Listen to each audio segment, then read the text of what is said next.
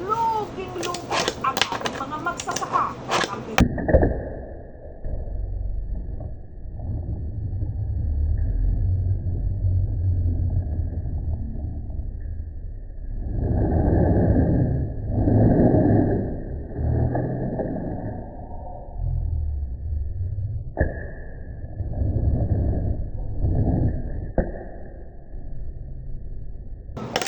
supply.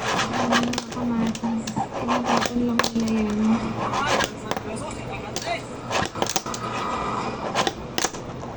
Kaya ang ilan sa mga magsasaka sa Bungabon nang hihinayang man, mas pinipili na lang itapon ang mga kamatis. Kasi galing din namin sa babalik din eh. O, hindi na nabibenta. Kamatis po kayo na yan. Isa sa mga pangunahing sangkap ng maraming lutuing Pilipino.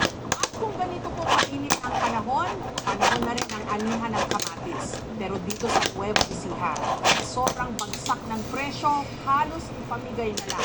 Itinatambak sa kalsada sa mga butirik ang mga kamatis. Dito sa barangay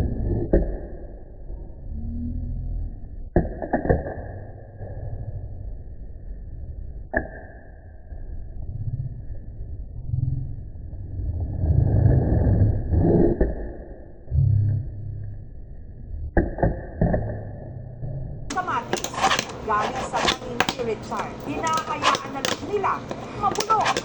Si Richard, dating sina, ang isa't kalahati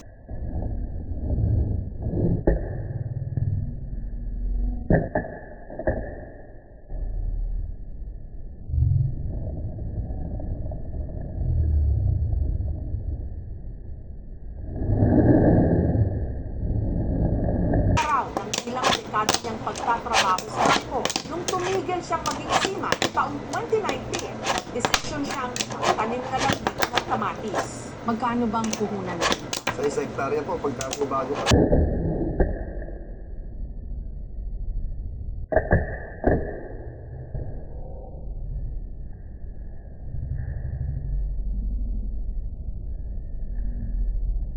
$200,000? Usually, kung maganda yung presyuhan, magkano yung kinikita mo sa $200,000 na puhunan? Mga sa likong po, natapat kami sa presyo na select eh. Kumita po ang working.